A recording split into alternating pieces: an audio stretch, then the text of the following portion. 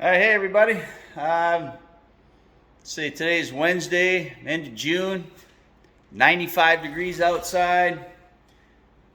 But the mini splits are keeping up, so that's good. It's pretty cool in here. We got them set at 70 and it's not bad, it's keeping up. I think if we wanted to, we'd bump it down a little bit.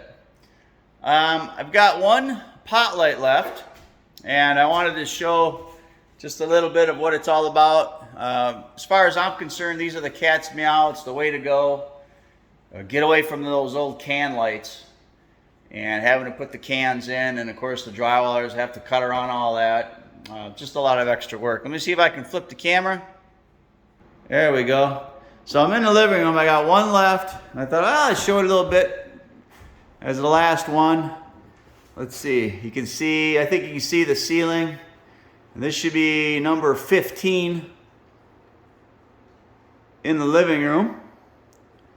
I have 6 in each bedroom, 3 in the bathroom, and 3 in the kitchen. In retrospect, I wish I would have put one in the closet. That was an oversight. I should have put one right up there. So I'm gonna have to do some after the thought thinking here and figure out something for that closet, because we're definitely going to want light in there. So last one, let me show a little bit here. Very simple. Now this one here is at the end of the line, so I only had one cable left. I used 14. I accidentally grabbed the wrong roll and I used 14.3. Should have only been 14.2, so I just been cutting the reds off.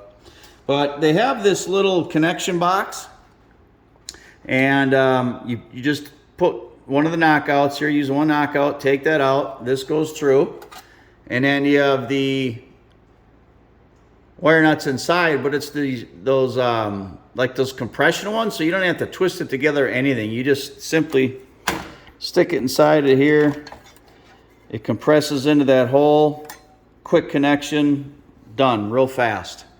This box goes up inside of here, just sets on top of the drywall, and then you make this connection, this guy here, to the light itself. And the lights are just wafers. They're literally about the thickness of the drywall. We used 1/2 inch, and it just goes on here, it screws on, and that's your connection. No cans to deal with, like I said. You can even hit the studs a little bit. If you can see here, I'm at the edge of this stud. It's okay because the wafer goes only the thickness of the drywall. So I highly recommend them. We got these from Menards. They had a 6-pack. It was a pretty good deal. About the best deal we found. Juno, I guess they are. And they're 6 in a box. You can adjust what kind of light you want, you know, from more of a white light to, I guess, more of an orange. You can see the adjustments on it. And the one thing I liked about them too, here, let me show that adjustment button. See, it shows it right there. We have it all the way to the white side. And then one thing I liked about these is it says they're dimmable. So I went ahead and put a dimmer switch on.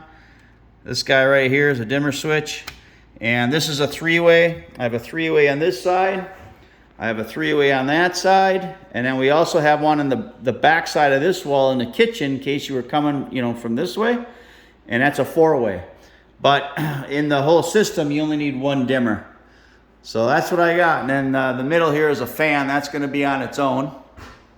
I think Honey's at the store looking at them today.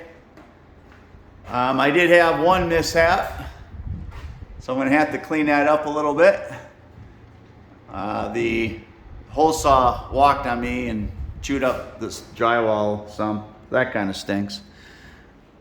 You got to use a 6-inch or a 6 1/4 inch hole. So we went and got a hole saw. That's what I've been using. It's a beast, but I tell you, it was nice not having to have the old, you know, drywall saw and by hand. Yeah, those are the old days. So anyway, I got one left. Everything else is in. I've got a couple, 3 fans to do. There's one light over the kitchen sink I'll have to do. And then there's one light over there in the bathroom I'll have to do. But I can fire everything up without those and just turn them off and hook them up later. And then I only have one outlet left as far as the entire inside.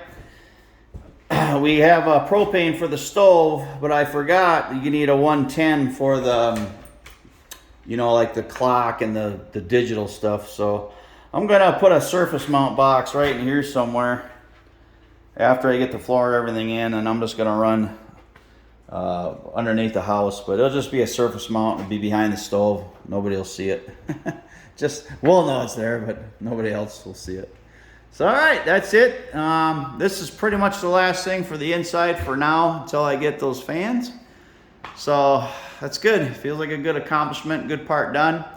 Actually, once I'm done with this last light, next step is heading outside to the panel and getting all those connections made. But like I said, just wanted to show this little system. I think they're just a fantastic system. Of course, when I turn everything on and they don't work, I might change my mind. But as far as the hookups, it's been great. Drilling the holes has worked out real well, other than that one. And they're pretty quick install. So highly recommended. Canless lights. All right, I'm gonna sign out. It's just me and Teddy here today. Honey will probably come later.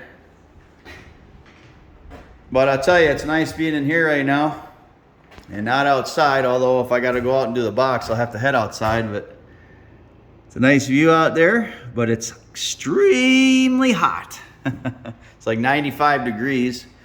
The big old heat wave going across the southern part of the states. About 120, I think, back in Texas where we just left. So it's a little bit better. All right.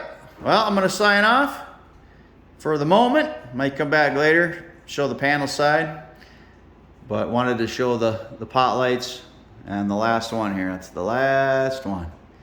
All right. Love you, honey.